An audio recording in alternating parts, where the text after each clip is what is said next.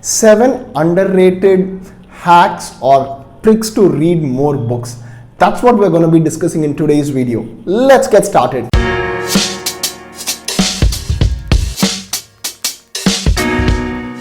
Hey folks, welcome back to my YouTube channel. I'm Praveen Ramesh, and on this channel I speak a ton about non-fiction books, and I also speak about lessons and things that I'm learning by reading these books, and I'm sharing my journey and stuff like that.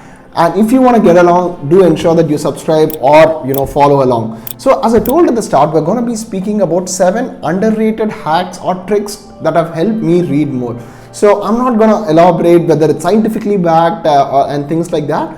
These are things that have worked for me in the past, and I've shared it with a couple of friends who have been struggling to start the reading journey, and it has done wonder for them. So this is just me sharing my journey, and hopefully if it inspires you to start reading, I'd be the happiest person. So without much further ado, let's get to the first one.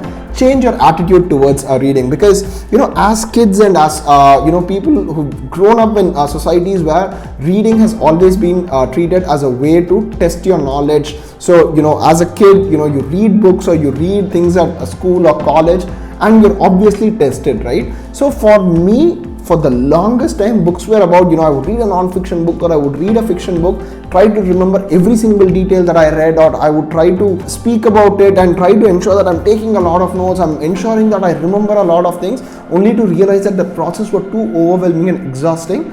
And the moment I flip my switch to say, hey, I'm going to treat this like a blog post, or I'm going to treat this like watching a YouTube shorts or an Instagram reels, my attitude towards reading completely changed. So treat each book like how you read a blog post, and that way you will end up reading a lot more things. You don't try to remember every blog that you read. You don't try to remember every WhatsApp status or or Facebook post that you read, right? So it's okay to read whatever and not try to remember everything that you read. And this is very, very important, because as kids we were always tested on what we read. So here in the real world, no one is testing you on what you read. So it's okay to read whatever you want and read things that you enjoy. That kind of boils down to what I said earlier as well. So it's not necessary that you have to read fiction books. You have to read classics, you have to read things on literature and things like that. Read whatever you enjoy, right? So it could be a pop magazine, it could be a newspaper, it could be things that interest you in politics, sports, culture, fashion, whatever floats your boat, right? Because a lot of times I see the social media and the advent of people speaking about a certain kind of books. I see that a lot of social media recommendations, a lot of recommendations from people around me, I could probably shortlist them into 50 to 60 books that everyone recommends me to read. So is that all bad? Probably not, but it gives you a kind of mindset that if you're not reading these 50-60 books, you're probably out of someone's league, or you don't belong in here and things like that. So I would honestly recommend that read whatever you want. It could be a favorite car magazine, whatever floats your boat. Start with a magazine, newspaper, a book by a local author, or whatever. It could be a meme book, anything that floats your boat. So my only recommendation is to read things that you enjoy, and don't try to fit in and then try to read stuff that people are recommending to you. Third one, the cure and curiosity framework. So let's say you have kind of found that you are reading stuff that you enjoy and you've changed your attitude. So I've made a separate video about how to pick books. Probably I'll link it here or here. So I would pick books on things that I am really curious about. So for example, I am a lot more curious about decision making and ensuring that my financial literacy is slightly better than where I started in 2022 or 2021. So I'm reading a lot more books around that. So that is the cure that I'm looking for, because I want to improve my financial literacy and I want to improve my decision making.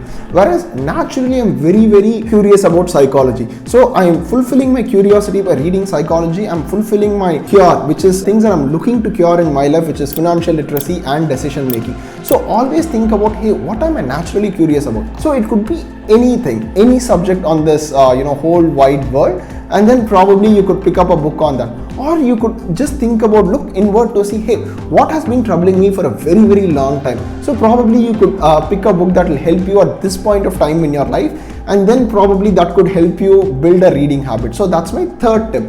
The fourth tip is kind of something that I've again spoken about a lot, is to quit a lot more books. Because if you start to treat each book like a blog post, you don't complete every blog post that you start. You don't end up reading every blog post end to end. If you find a blog post kind of boring, you would ideally quit and then move on to the next blog post.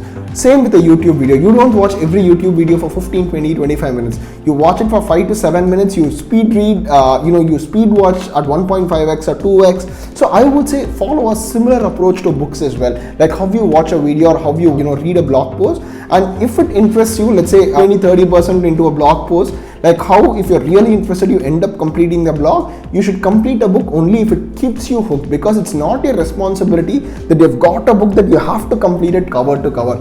I wouldn't complete, at least 50-60% of the books that I start I never end up completing, because I feel like maybe I have a better chance of finding the next interesting book if I quit this book and move on to the next one. So start reading books like blog posts or videos that you watch on YouTube, and I assure you that you will end up reading a lot more by not forcing yourself to complete every book that you pick up. Right, so now these are the intangible aspects of your reading journey. So now let's talk about tangibles. Right, so I would highly recommend to get a Kindle or an audiobook, for the primary reason that it gives you the flexibility to read or listen to books wherever you are. And then there are again a lot of biases around listening to book is not like reading a book and things like that. I'm not going to get into that debate.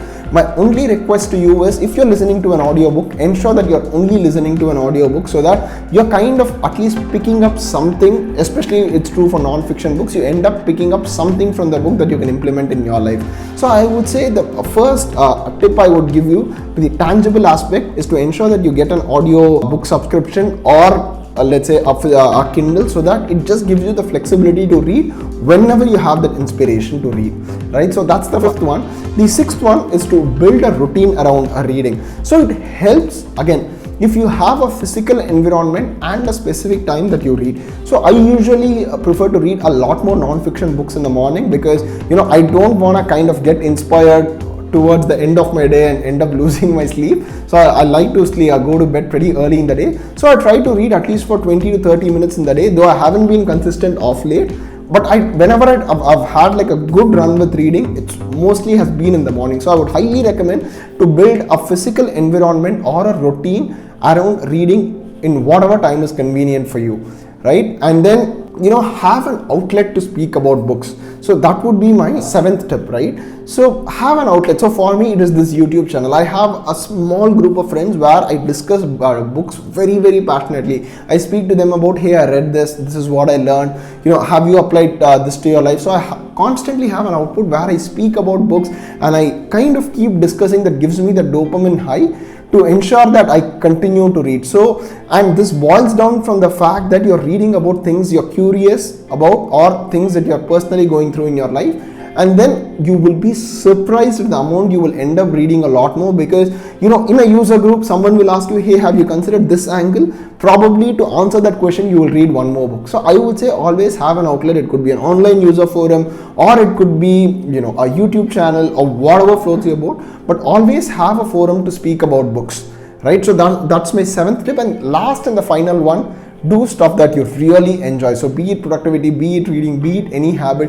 One realization that has hit me often is, if you're not enjoying what you're doing, you're never going to stay consistent or authentic with it. So you might say that I want to read a lot about XYZ subject, but if you really are not enjoying reading that, who are you doing it for, right? So don't do anything to fit in, and do you and you do stuff that you really enjoy, and you'll be surprised at the amount of stickiness that you will have with your habits, especially when it comes to reading.